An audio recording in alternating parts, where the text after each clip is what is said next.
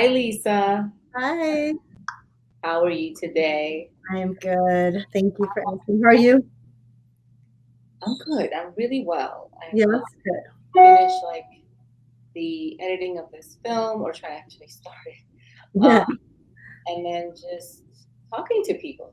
Yep. That's what I'm up to.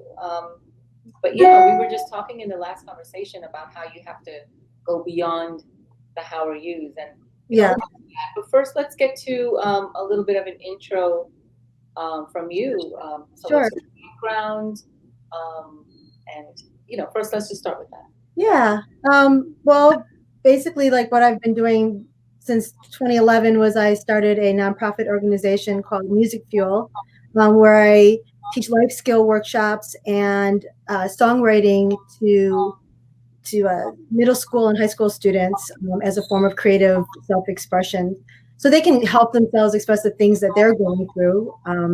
Great. Because especially in that age, it's they're going through such changes in their life and difficult things, and um, talk about like being like afraid to express yourself. Like kids are, it's all about their image and how they look and being cool, and self-expressing is so difficult for them. And so I found that music and the arts is just such a wonderful platform for kids to be able to self-express. Oh yeah, that totally. Did that occur from after your experiences with the suicide experiences you had? This actually was from just, I decided to do this because when I was a child, I had gone through sexual abuse.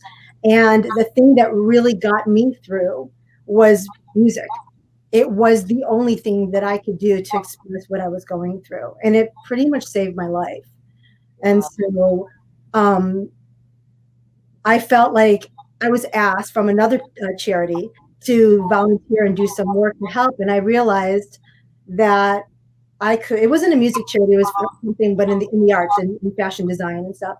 And there were all these kids that loved music, and so I just started taking in certain kids and helping them. And I thought to myself, maybe I can do this on a bigger scale. And so didn't realize I was like taking on so much by starting a 501(c)(3), but I did, and started That's the organization. kudos to you on that one, Lisa. Yeah. That's amazing. I always feel to channelize all of that pent up negative emotion into something that's positive. That's what's going to help you out of the situation, not to mention others. Yes. But sexual abuse, that's a big, big, big problem in throughout the world. I wouldn't even say here, but I think everyone has kind of experienced this. I'd say I have to some extent. I'd say my sister has. Because there are people around that you think of, you're like, and you don't understand it when you're younger, I guess. No. But is that what happened to you? I mean, do you want to talk about it at all? It's up to you. Oh, yeah, no, you know what? I mean, my thing is that I've kind of dedicated my life now to try to help and make a difference for the things that I have been through and experienced. What's the point? Like, if I keep it all to myself, how, one, it's not healing for myself, and two, perhaps I can say something or do something that can help another person who's been through a similar situation. So, Sure. um, So but how old are you? that went on when I was for around 2 years, from the age of 7 to 9. Wow. And usually I hear in these cases of sexual abuse, it's usually a member of the family or an extended family or a neighbor or someone you know. And that's the saddest part. That's the most devastating part of it all. Well, yes, mine was different than that, but yes, that is because when the person who's supposed to be protecting you is harming you, there's a lot of mixed messages that go on there that really become very confusing for the mind to be able to process. For me, it was somebody that was in my neighborhood, a pedophile that was in my neighborhood. Um, and the thing, I mean, I guess I can talk about it. I've never talked about it openly like this, and this kind of open forum, Yeah. because it's pretty severe. Is a pretty bad situation, but this particular man threatened to kill my family if I did not go with him. And Oh, so, yes. And so my thing came into being protective. I need to protect my family, and I need to endure this type of abuse. Otherwise, the people that I love most in the world are going to be killed, you know? So, um, and that's why I went on for as long as it did. And that's something that I had to process and work through. Just like, why didn't I say anything? But I was so young, I didn't know, you know, I didn't Yeah. understand it. But How did you come out of that? he tried to run me over, and a neighbor saw. Oh He my ran me God. over and it was called. The police were called, and they patrolled the area for a couple of weeks, and he disappeared. He tried to run you over. Yes, he tried to run me over while I was walking to school. Oh my goodness. Yes. So thank God that happened actually. Yes, I'm just can't even process this. I mean, first this guy's abusing you, and now he wants to kill you. Yeah. God, I hope he's rotting in jail. But is he rotting in jail? I don't know. I really honestly don't know. I couldn't tell you anything much about him. There was a lot of things that would go on like before, like he would get me, like he wouldn't let me know where I was being taken and things like that. And like blindfold me so I wouldn't know where I was going and things, you know. But I'm so sorry to deal with that. It's such oh, thank you. You know what? It sounds so crazy, but like it's not that I'm grateful for an experience like that because it's horrible, but I feel like the things that I went through have made me who I am today. Like I'm so strong because of it. I have such strong survival skills and such compassion and empathy for other people when they go through things because of what I went through. Um, and it really, like, I feel like I'm a survivor, yeah. and I'm proud of myself for that. Oh my I God. never became bitter from it. I never became angry from it, you know, and I'm so grateful, you know, for that didn't happen to me.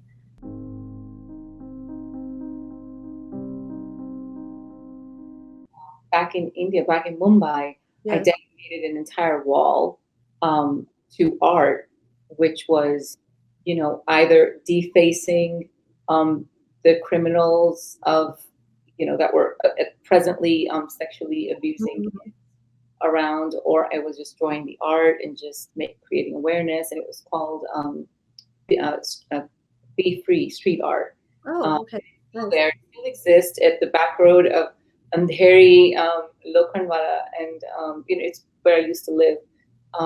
So yeah, everyone used to pass by in the morning, and be like, why are you making this art?" And I'm like, "Well, to make you aware." And they're like, "Why are you spending your money on this?" And I'm like, "Is that what you should be asking me instead of going, well, what could we do to help, and how could Yeah. we, you know?" I mean, it's ridiculous the way society's like always so, money oriented. It's like, Yeah. I mean, really, I mean, I'm not really, I could afford paint, okay, and I got permission to paint on the wall. But Right. I think there are more relevant questions that you could ask instead of, Absolutely. why are you spending your money on this? And I'm going,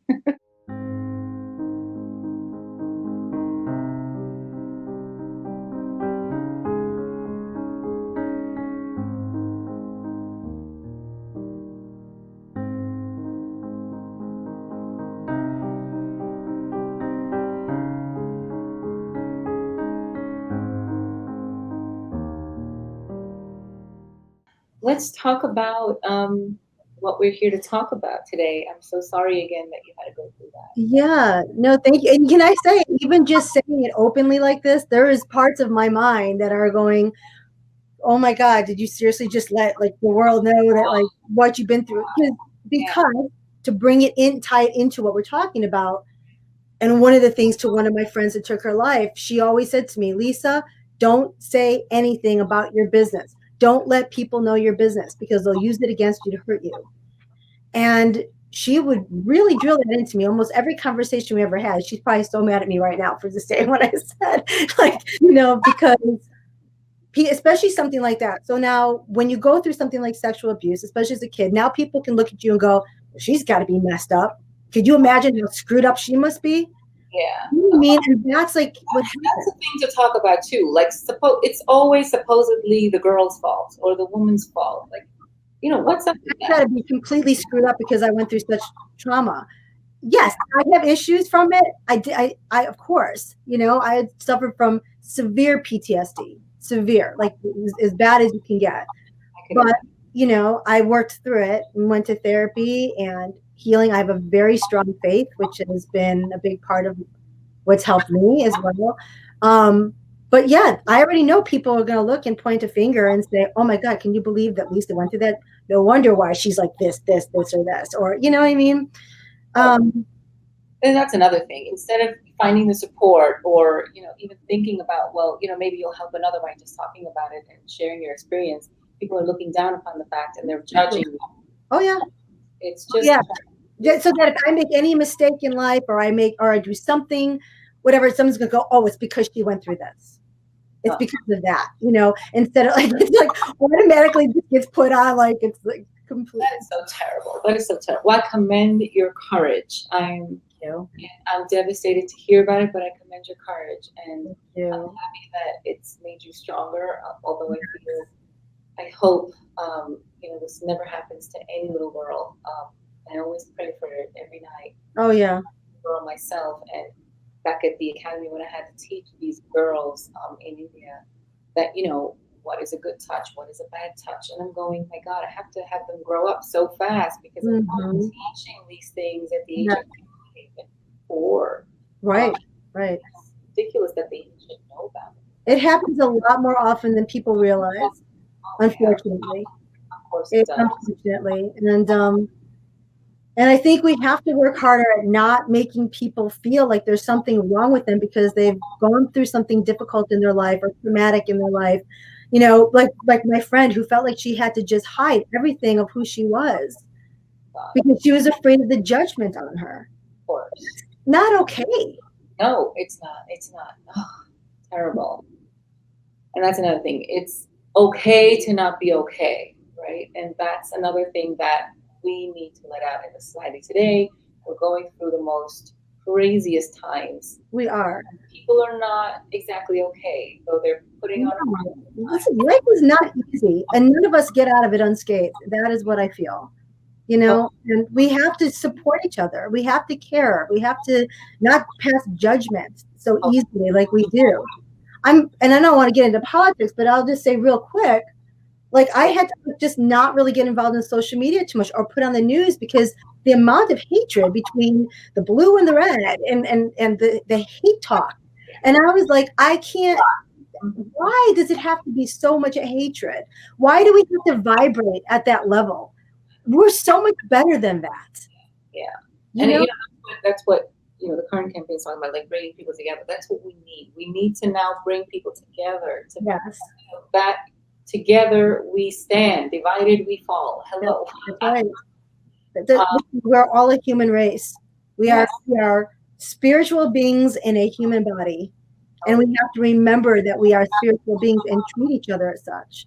yes. Yes. Well, Mhm. that's what we forget. We forget that we are all human, Yeah. and we do all these things, and they stem out of our experiences and where we are today in our life. And everyone's got personal ones, but really, you could see the bigger picture. Yeah. We're all living in this crazy world, and we need to be there for each other. We need to support each other in every way possible. That's right. And That's right. if it was up to me, I'd take away guns, I'd stop wars, but it's not. And I know. I know. It's so unnecessary. Well, I want to bring back around again this about talking because one of the things we said about being able to know some of the signs when somebody is in pain or distress, or I think, and again, this is why it was so important. We're saying about what's considered taboo, depression. Okay, depression in itself. People, I don't know if you've ever. I've heard people speak in conversations with each other amongst each other where it's like a group of people want to go out and then they don't want to call that one person. Oh, she's depressed. We don't want to bring her. She's going to be a downer. more reason to go and contact her, get her out of the house, and give her a change of scene. Right. I don't get it. I mean, if they're your real friends, they would, right? And that's the difference, right? I mean, this is what we're talking about: a real conversation, real friendships. Exactly. Exactly. They don't shove you in the corner. They help you. We help They you. do. They do. My friend that took her the first one, then in November last year, there were signs. I didn't realize it at the time that there were signs. I mean, there were so many up all night conversations that I would have with her. She would say she would say things like, I'm so done. I'm just so done. But I thought of it as like you know, I didn't take it literally, you Yeah. know. I didn't like, people we say them like, oh my gosh, I'm so done. You know, she meant it.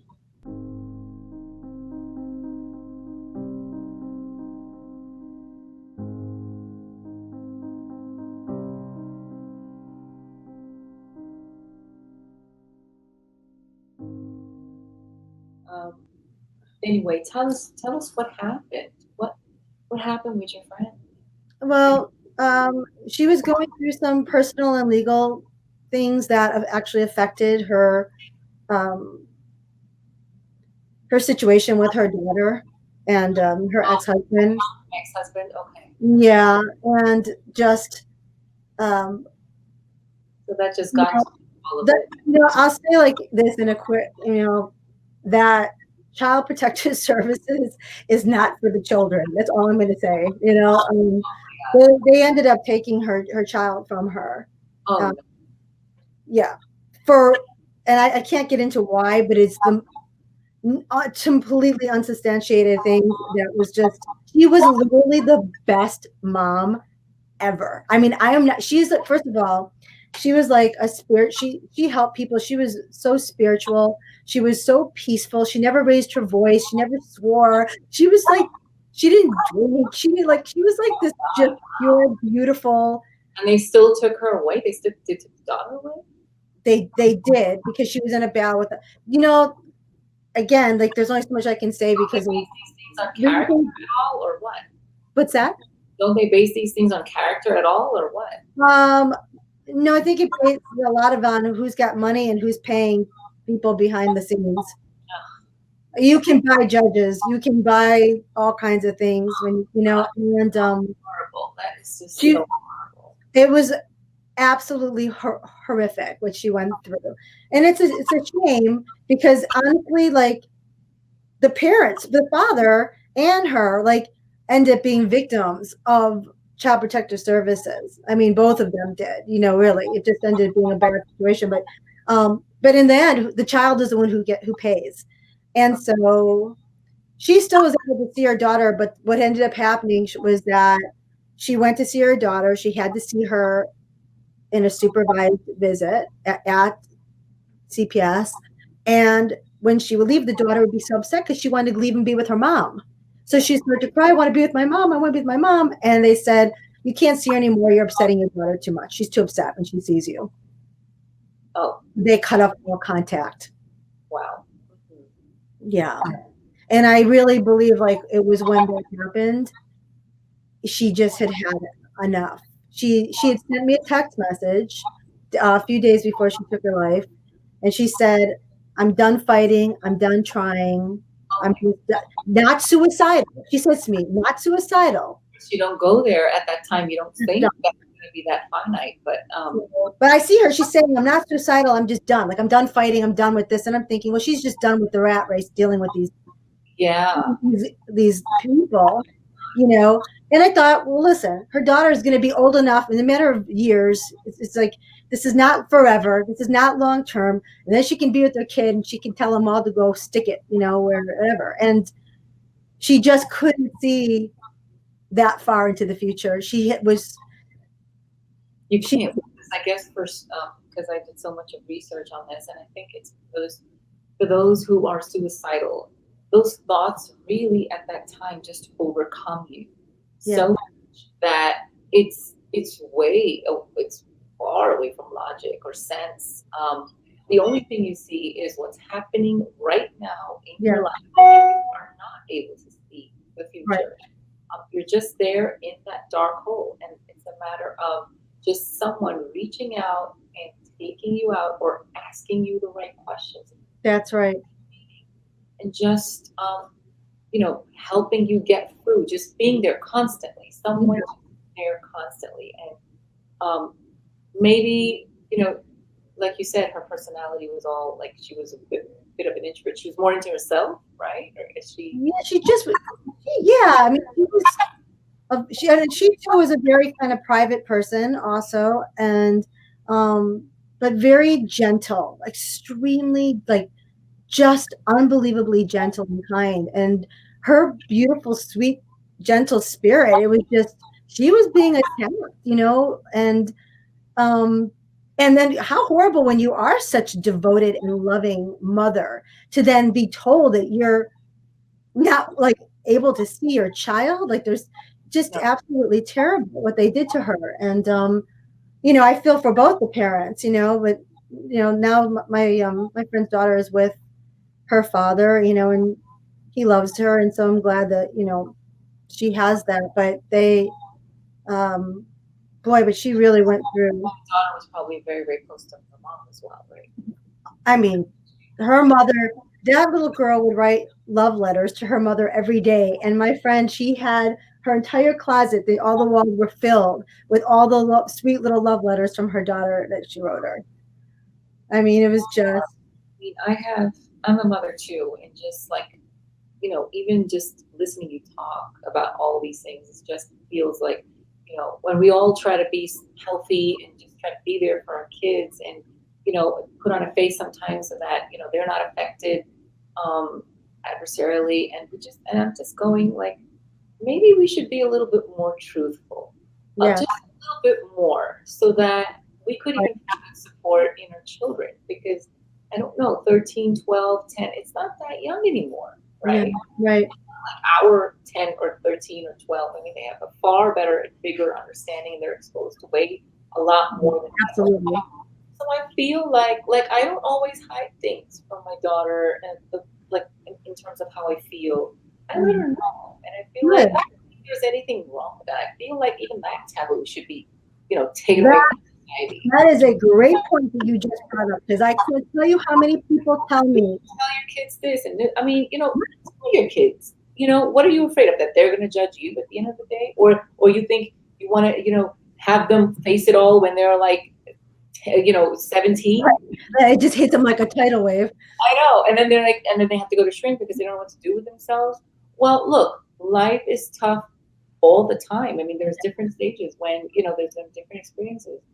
You could be going through a challenge today and it's going to be different for you at that, another age. So it's Mhm. important to at least, I'm not saying tell them everything. I mean, that's ridiculous. Filter it out a little bit, but you don't have to necessarily, baby them too much or pamper them too much or hide things unnecessarily. And, maybe that child could be your savior. I don't know, in some way or the other, because, you need that support too. You're human as well. Oh, I mean, I talk to my kids about so many things, and I've been criticized for it. Oh, they're too young to hear that. I'm like, no, they're hearing. I said they're hearing things. I Yeah, rather hear it from me, and I can explain things to them. You better. know, Exactly. better than their friends or the internet. I'm going to talk openly. I've always been very open with my children, and I feel like, yeah, do my kids tell me everything? Probably not everything, but I'll tell you, they tell me a lot. Sometimes so much that I have to just, hold it together, like bite my lip and go, just breathe through it. It's okay.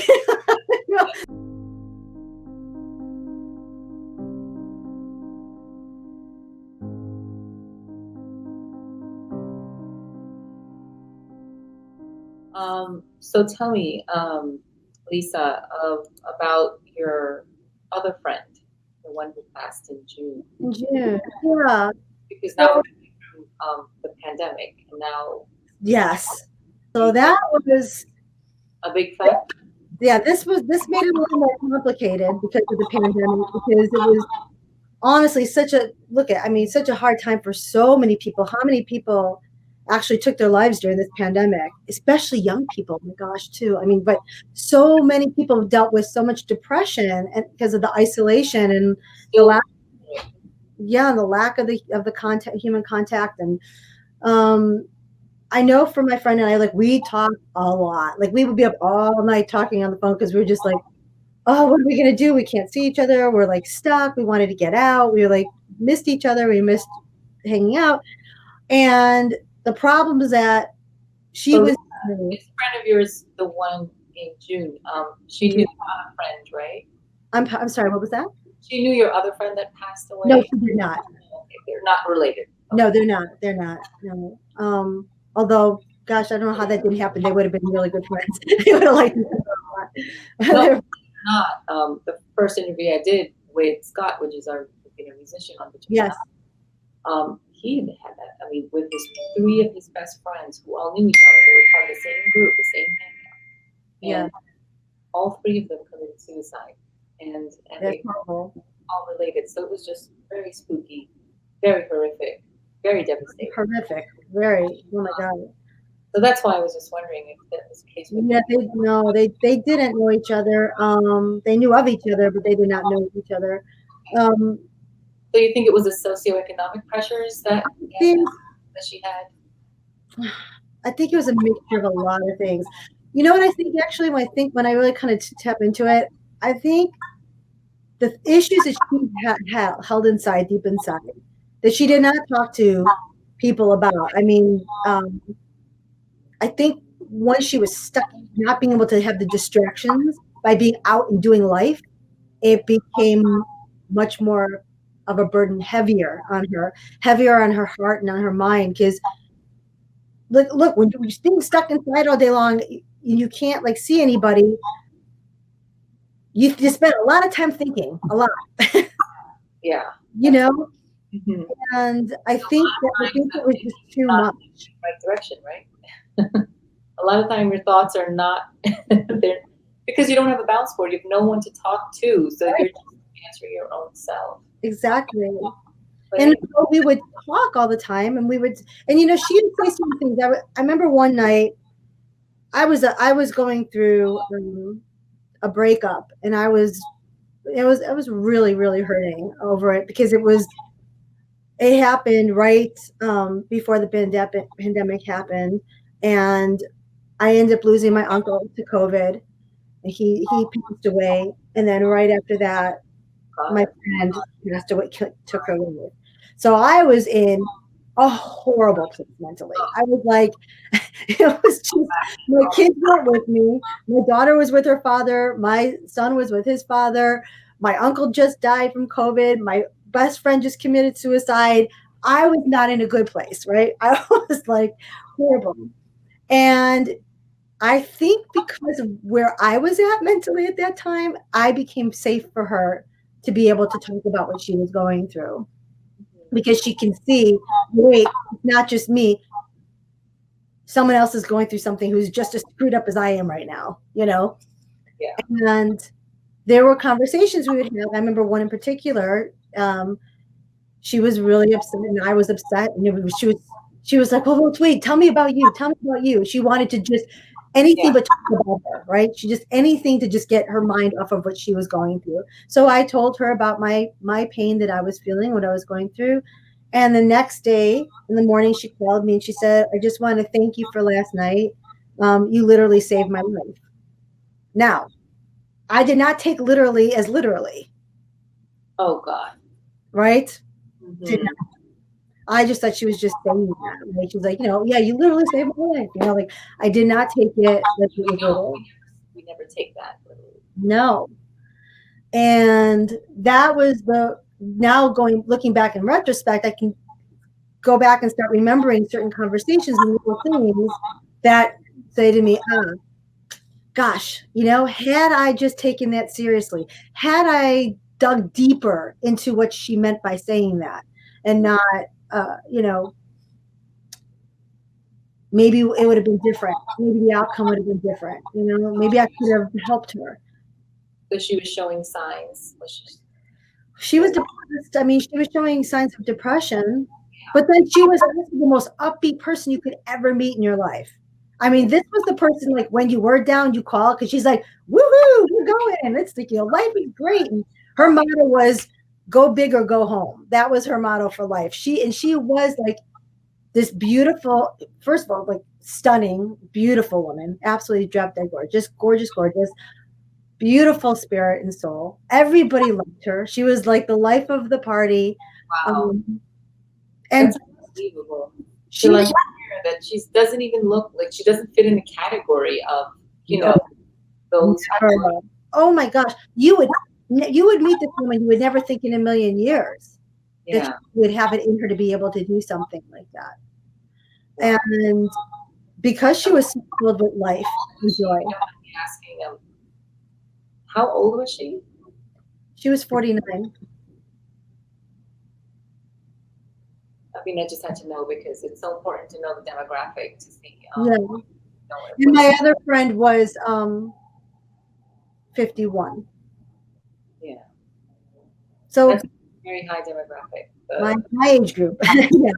Both moms, like single moms. They're both single moms. I'm a single mom. So the pressures, you can understand. Yes. Right. Yeah. We have so much put on us to be so many things. Yeah. Right? We have to be professional. We have to be making money. We have to be good moms. We have to look pretty. We have to, just there's a list, a laundry list of things we must be. Otherwise we're judged. We're judged. Yeah. And also because you're single, because that's your fault too, right? Oh yes, of course. That's the biggest. Yeah. And who's gonna want a single mom? Who's gonna want, someone with the baggage, like that's the thing too. It's like everything that we don't check off on that little pretty list is considered baggage. Yeah. And that's a shame. It's such a shame in our society. That's just if sexual abuse has to be, something that a girl did wrong, a woman did wrong, she didn't dress well, or hello, what about the other? She shouldn't be dressing provocatively. She shouldn't be flirting. Yeah, it's like it's always a female sex's fault for some reason. I don't. It's something that you see over and over again. I mean, I'm not trying to be a feminist, but I see it. It does happen. It does happen, and I do feel like we are making positive change in this area. Yeah. I think, at least I'm hopeful that we are. Yeah, I think so. Because we are talking now, because we are talking about things. Because nothing changes if we keep our mouth shut. If we just sweep it under the rug, nothing's going to change. Yeah. And I also feel, Lisa, that if women supported women more, yes, I feel like the stigma would leave. And I think, the judgment would go. I just feel like, our clans got to get together and stick up for one another. I feel like we don't do that also. We don't. Women are very competitive with each other. Problem.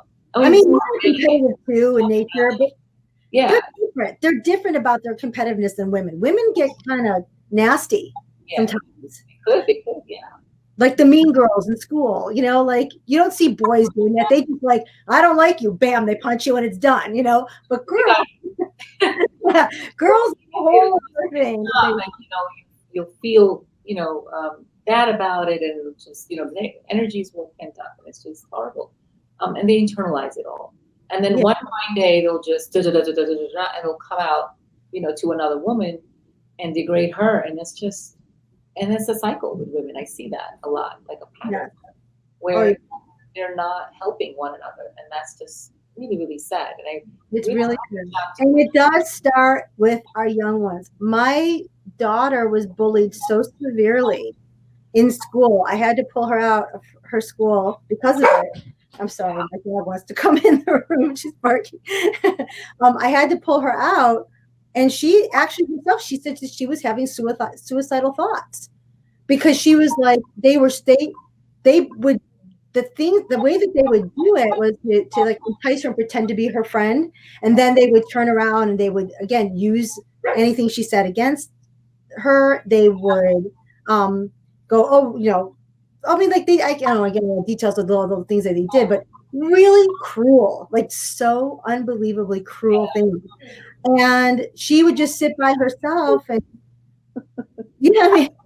I mean, now granted, I probably didn't handle it the best. I mean, I went after the parents and sort of threatened the mothers. So I was like, really? I mean, seriously, like this is not. What are you going to tell a child? So just go tell an adult, or Yeah. Even I went after the moms, the parents, and I said, you need to be a better teacher for your kids. This is not okay. It's not okay to. You need to have more conversations with your daughters. Yeah, and I think you do the right thing. I would do the same, probably. Yeah, I was not happy with it. I mean, like the kids. Mostly from their homes. And something had happened in your house. Some people came over and had a conversation, or your parents had a conversation. I don't know. But all this stuff stems from the house, and your upbringing makes all the difference. So you really got to keep it together in your homes. You do. You do. And pay attention to your kids and pay attention to what they're doing. So now, like, because again, with suicide, like, again, this demographic was, again, the single moms and for me and mine. But oh my gosh, if you watch anything, like look at anything on social media, all the posts of these young people that have taken their lives, it's it has gone up. Suicide has gone up so much in our youth. Every 40 years, there's a suicide in this world. Every 40 seconds. Oh, see, I mean, there you go. That's astounding. That's tragic and horrifying. It's horrific. It's terrible. It's devastating. And yet we have stigma attached to this, and we are secretive about it, and we don't want to talk about it, because mental health is not important. It's the judgment issue. That's what I call it. I call it the elephant in the room. Nobody wants to talk about it. Everyone's uncomfortable to talk about how they're really feeling. Because you're judged. Because think about it. If we're dealing with depression, doesn't have it together. Are you serious? I'm like, nobody has it together, really. It's an illusion. It's an illusion. But we have to come off like we do, though. Because if we don't, then they get scared. They're like, oh, maybe that person's not going to be dependable. Maybe they're not stable. Yeah. We can't have that. We can't have a dependable and unstable person, and so much judgment, unnecessary judgment that, a lot of judgment. I'm going to tell you right now, when people I know see this interview and they hear what I have said, I am going to probably be judged for it because I have given so much personal information. That's horrible. But I'm prepared. I'm ready for it. I'm over here to say, please don't do that. Lisa's been so open and courageous and forthright to talk about her life. I would like to have you do that. Please don't let her talk. Let her be free. Be the free spirit woman that you are. Yes, thank you. Welcome. But and then please support her. Everyone needs to support people who are coming out and talking about their stories and their experiences. Let's not now. We can't, can't shove it under the carpet anymore. This is way too important. And we need to help each other in today's times. We do. And I will tell you, because when I'm so sorry that my dog is barking. When I should have just let her in. She's a very, very clingy dog. When the pandemic, the pandemic was still going, but when we were in that total isolation, like we were locked down, and I was dealing with my friend's suicide and my uncle's death and the breakup with my fiance, I started going down the rabbit hole myself a bit, I really did. And what I noticed is that, and I don't think that I'm alone in this experience, is that when you start going down that road, down that hole, it's really hard to pull yourself out. It's like it takes on a life of its own. Yeah. It's like you're being suffocated. Yeah. It's like darkness starts to just fill all around, and it's really hard to see past what you're feeling in that moment, and you just want the pain to stop. Yeah. You just want it to stop. And when you feel, that's it, right? And when I also read somewhere, Lisa, that we have such a different notion about what a suicidal person is. And I read this really beautiful thesis, and it was just so enlightening for me, because you associate suicide with a person that's, at least that's what the society says, that they're being selfish, right, cowards. Yep, that's right. And that, they're going through depression, and okay, fine, that stems from there, but they can't be all, right? And actually, it's not that. The people who are suicidal are actually brave, because it's not easy to take your life. No. Very, very, very brave and bold step. Number two, they're not being selfish. They're actually being selfless in their minds, Yes. because in their minds, they don't want to burden you or others around them. That's exactly it. And I can say that's true for both of my friends that took their life. That's 100% accurate with them. They did not want to be a burden. And see, but because we make people feel like we're burdening them, and that's what's so wrong. Exactly. But it was just so enlightening to see. And I'm like, It's true though.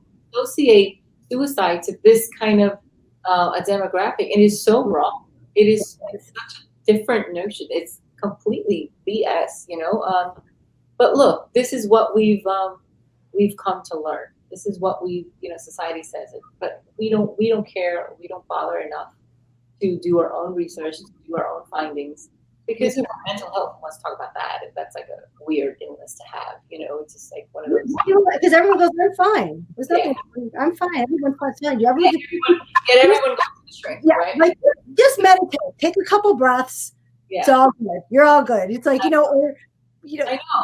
Go to a movie. Get out and go to a movie. Like just we have these things. I call it temporary bandaging, right? You're just temporary situation. But where is the permanence in that? Where are you actually healing? The healing will come from something that you're doing consistently.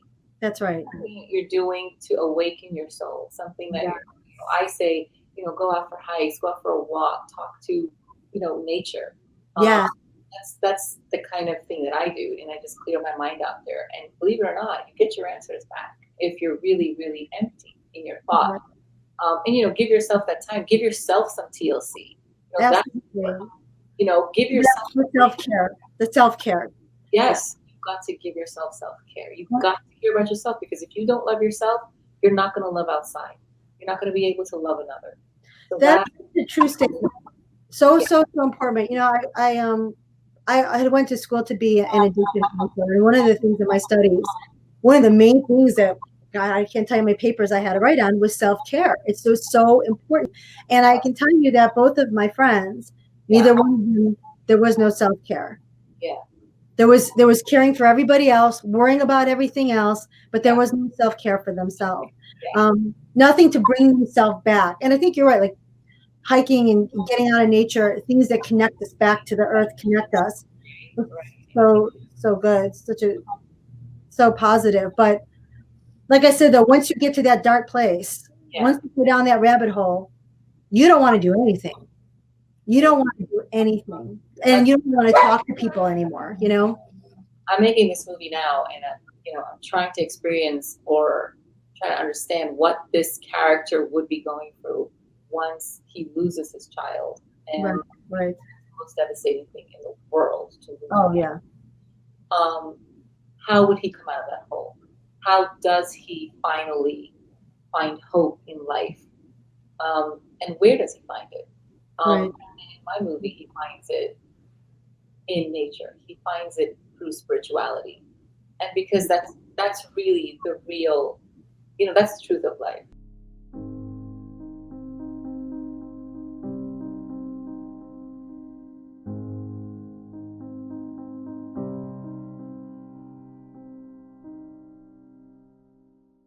Signs are so important for us to pick up on and to understand that change of behavior, reaching out in the middle of the night, making more calls than usual, or the latter, not calling anymore, not calling like anymore. Exactly, not being in touch as much as you were.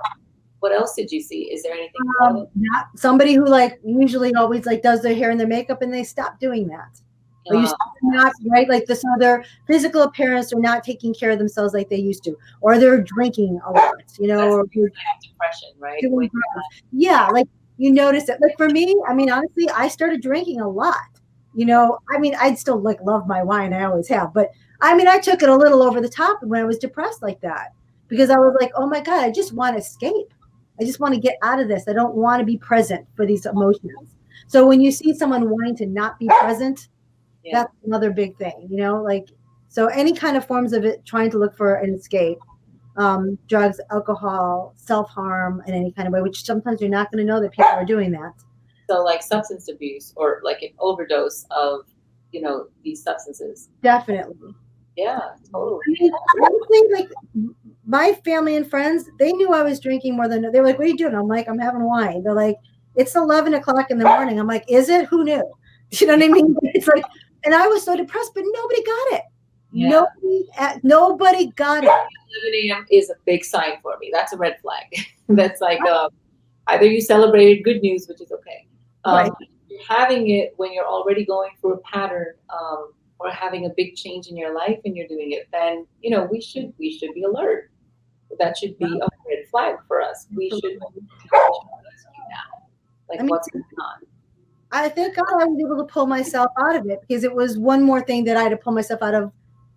I have learned how to do that. I have that life skill from the things that I went through as a Right. child, right? So I've learned that even when I go to those dark places, I I can move through it. I can allow myself to process and move through. But some people, most people, Yeah. that it's not so easy. And I'm not saying it's easy for me either because it's not. I just developed that skill. But Yeah. what if you haven't developed that skill? Then these types of things happen. And nobody bothered to pay attention that I was going through it. No one got it. Yeah. Yeah. It just didn't. And One thing we forget, right, in yeah, life that we're not we're surrounded by our loved ones. We just have to kind of reach out a little bit more yeah. if we're the ones that are suffering, and maybe make that special attempt on our end. That if you don't feel comfortable talking to one person, talk to someone else. But it's important not to suffer alone. It's exactly.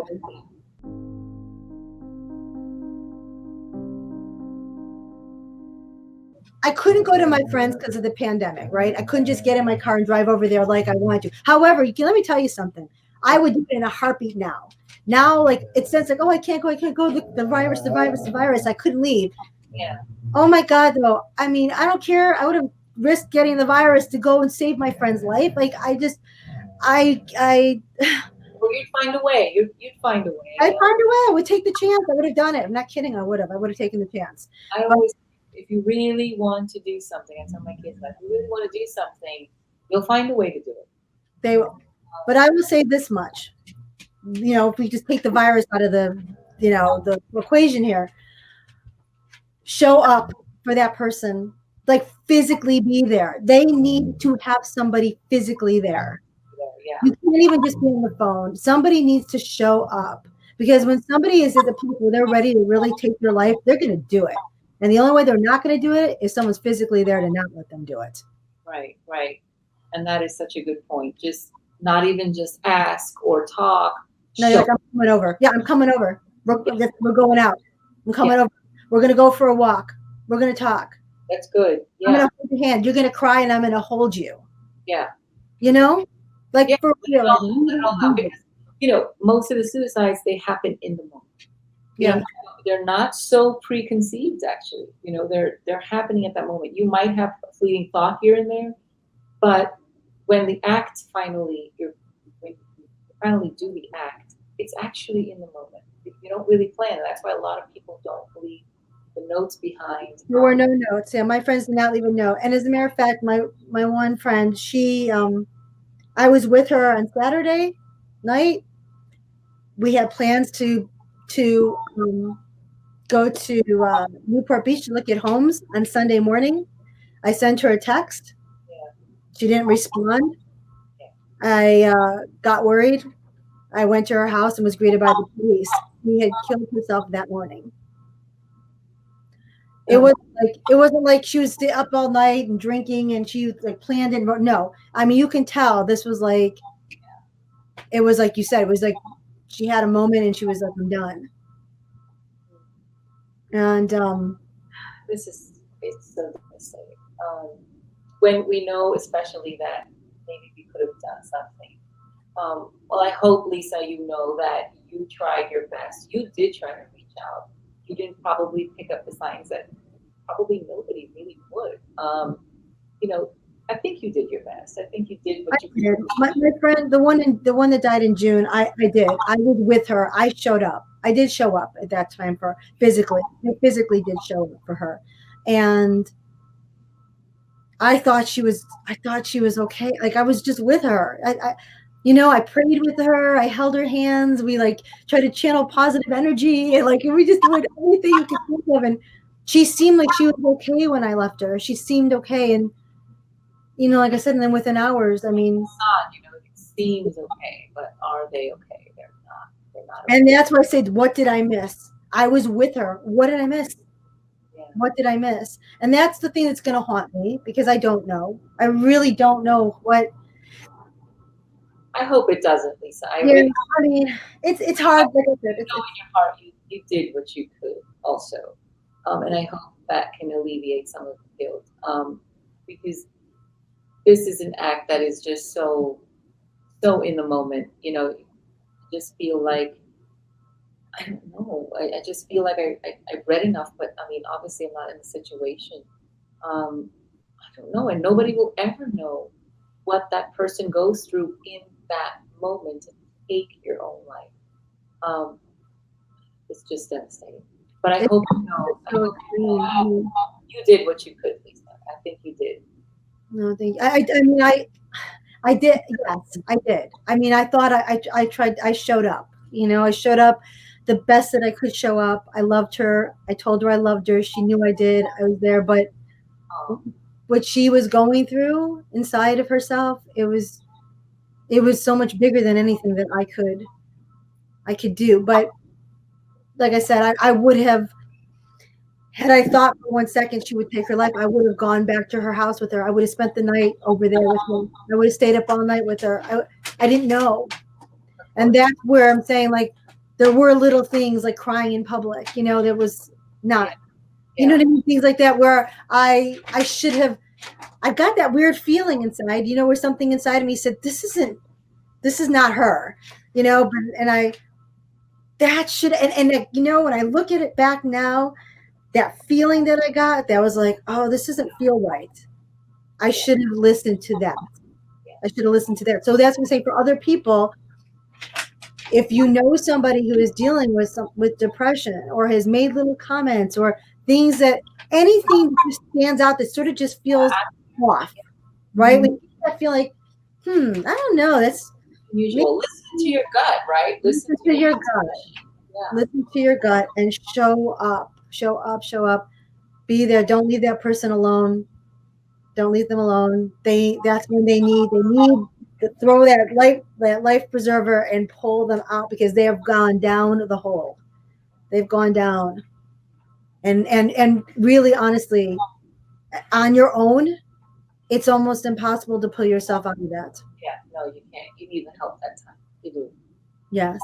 Um, So thank you so much, Lisa, for yeah, sharing. of course. I'm sure it's not easy to relive all of this, especially because it just happened. I mean, Yeah. one time ago. Thank I'm so you. sorry that you had to go through it, but know in your heart that you did what you could for your friends, and you're a good friend, Thank you.